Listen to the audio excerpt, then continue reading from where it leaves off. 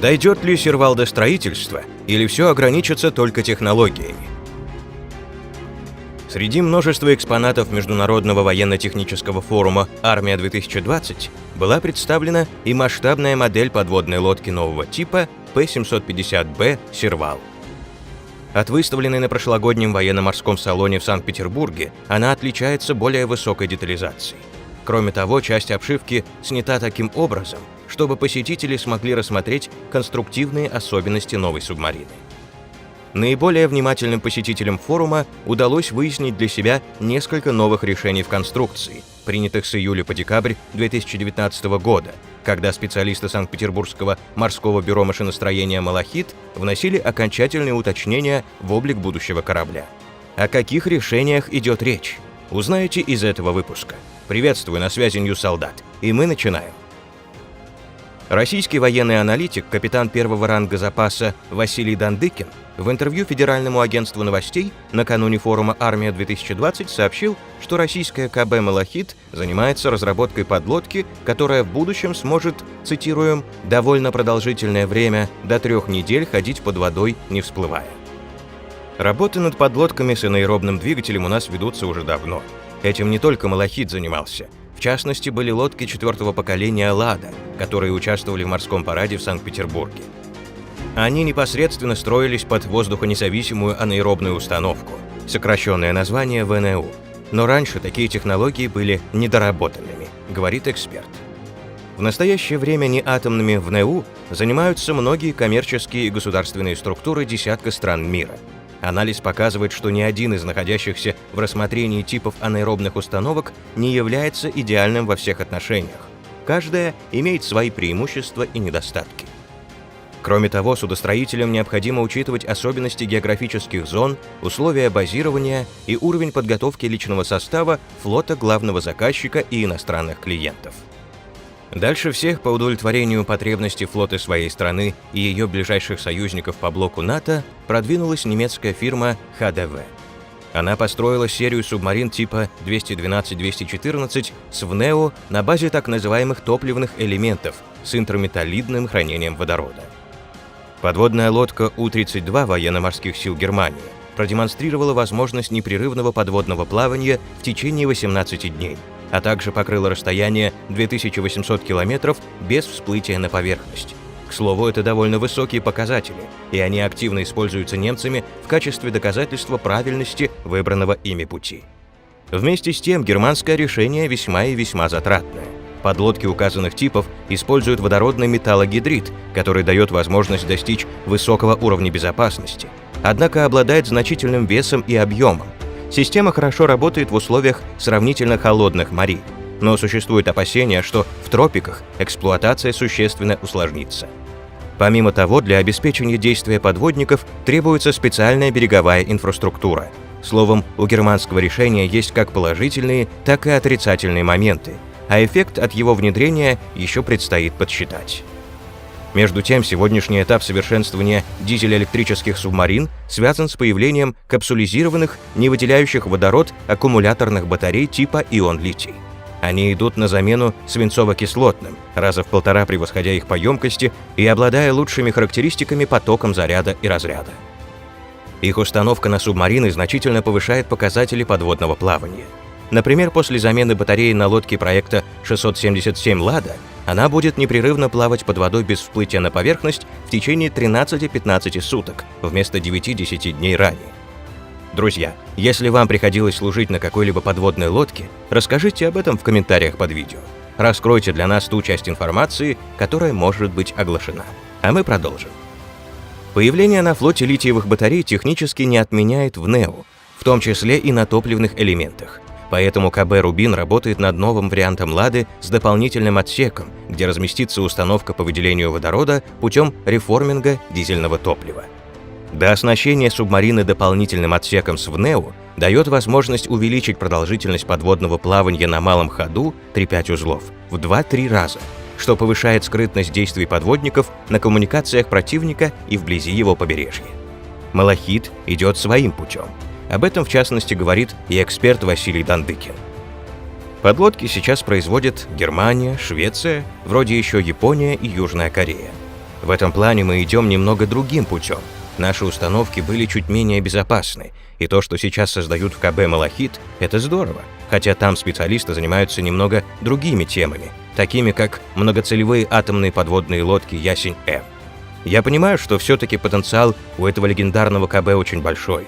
Они уже в какой-то степени отрабатывают на тех же «Ясенях» много чего интересного. Поэтому я надеюсь, что планы по П-750 будут реализованы, потому что, безусловно, хорошие лодки «Варшавянка» все-таки уступают зарубежным субмаринам по автономности. Отметим, что проекты П-650Э и П-750Б уже вполне проработаны. Первый представляет дизель-электрическую подлодку с дополнительным отсеком в НЕО. Вторая оснащается единой маршевой установкой на основе газовой турбины. Подобное решение позволяет получить хорошие характеристики, включая большое время пребывания под водой, и, в отличие от немецкого, не требовательно к береговой инфраструктуре. Да, Сервал — это перспективная лодка с множеством оригинальных технических решений и передовых технологий. Инновационный подход сотрудников КБ «Малахит» нашел отражение в концептуальном проекте, разработка которого завершилась к началу 2020 года. Принципиальным отличием Сервала от всех находящихся в данный момент в эксплуатации отечественных неатомных подлодок является как раз применение газовой турбины вместо классической комбинации дизель-генератора и аккумуляторной батареи, питающей электродвигатель. Используя только лишь аккумулятор, подлодка П-750Б сможет оставаться под водой трое суток, а применение в НЕО предполагаемого типа позволяет увеличить этот срок до 30 суток. Идея использования газотурбинного двигателя на субмарине не нова, но пока никто не смог ее успешно реализовать, хотя на надводных кораблях газовые турбины применяются широко. К очевидным преимуществам газотурбинного двигателя относят компактность, высокую удельную мощность и отличную приемистость. Кроме того, современные газовые турбины демонстрируют высокие ресурсные показатели, и хотя они далеко не дешевы в производстве, однако же в итоге могут обеспечить общее снижение расходов в расчете на весь жизненный цикл изделия. Особенностью предложенной специалистами «Малахита» энергетической установки является использование в качестве рабочего тела не атмосферного воздуха, а обогащенных кислородом отработавших газов. Предварительно они будут подвергаться очистке и охлаждению, для чего на корабле установлены так называемые сосуды Дьюара. В соответствии с принятой классификацией, энергетическая установка П-750Б относится к воздухонезависимым, анаэробным. Проектом предусмотрена установка гребного электродвигателя мощностью 2500 кВт, продолжительность подводного плавания на батарее до 3 дней, и пары газовых турбин, потребляют дизельное топливо по 400 кВт каждая. Последние сообщают кораблю скорость 10-12 узлов. Предусмотрены два режима работы турбин. Первый – когда лодка на поверхности, второй – в погруженном состоянии. В первом случае энергетическая установка потребляет атмосферный воздух, во втором – жидкий кислород из хранилища криогенных материалов в виде сосудов Дьюара. Выхлопные газы от турбин замораживаются в этих сосудах, что устраняет потребность в выбросах в атмосферу и отходов в окружающую среду. При водоизмещении порядка 1400 тонн П-750Б рассчитана на продолжительность подводного плавания 1200 миль на экономической скорости 4 узла. Максимальная глубина погружения 300 метров. П-750Б представляет собой многоцелевую подводную лодку малого водоизмещения, предназначенную для действий в прибрежной полосе. Основное вооружение – торпедные аппараты, подходящие для стрельбы как торпедами, так и крылатыми ракетами. Кроме того, в соответствии с тенденциями последнего времени, подлодка будет способна взаимодействовать с необитаемыми подводными аппаратами. Среди инновационных решений, заложенных в проект нового корабля, можно назвать концепцию сменно-модульного размещения следующих видов полезной нагрузки: оружие, средства самообороны, групповые подводные средства движения и необитаемые подводные аппараты. Вся подобная нагрузка будет размещаться за пределами прочного корпуса. Практическая реализация данной концепции открывает перед флотом новые возможности. Теперь комплектация полезной нагрузки субмарины будет меняться перед очередным морским походом в зависимости от решаемых кораблем задач. Друзья, как вы считаете, это действительно полезное техническое решение? Делитесь своими соображениями по этому поводу в комментариях под видео, а мы идем дальше. Наличие нескольких торпедных аппаратов позволяет применять весь спектр отечественного минно-торпедного вооружения. Также возможна интеграция ракетного комплекса «Калибр» в исполнении для подлодок. Таким образом, Сервал сможет работать по различным надводным и береговым целям, в том числе на большом удалении. Интересной особенностью П-750Б является наличие шлюзовой камеры, тоже размещенной в носовой части. С ее помощью подлодка сможет высаживать и принимать до 6 боевых пловцов одновременно. При этом обитаемые отсеки позволят брать на борт и доставлять к месту решения задач до 16 человек. На лодке «Сервал» должны использоваться современные общекорабельные системы, средства управления и так далее. За счет высокой автоматизации процессов возможно сокращение экипажа до 18-20 человек. Соответственно, сокращаются объемы для их размещения, что позволяет оптимизировать конструкцию подлодки в целом. Предусматривается снижение требований к пунктам базирования. Развертывание П-750Б и обеспечение их службы возможно на существующих базах флота.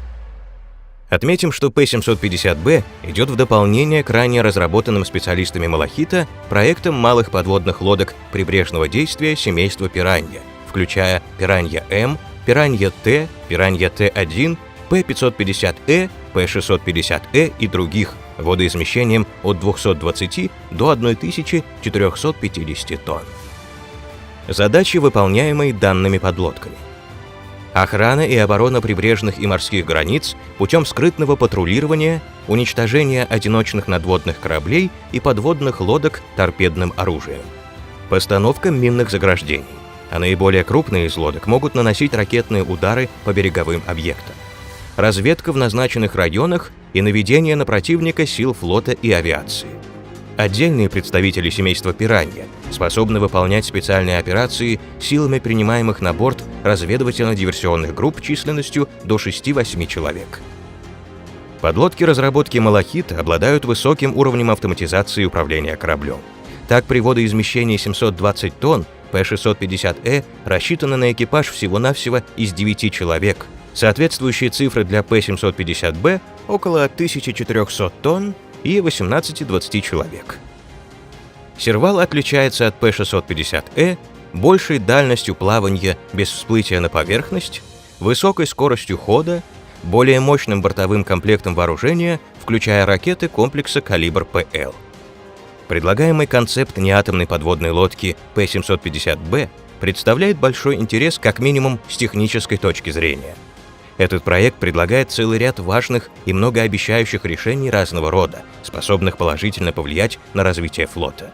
Подлодки типа «Сервала» могут стать важнейшей составляющей отечественного ВМФ в отдаленном будущем. Справедливости ради следует признать, что далеко не все интересные и перспективные проекты доходят до практической реализации. Судьба П-750Б еще не определена, а главный заказчик пока воздерживается от заявлений на эту тему.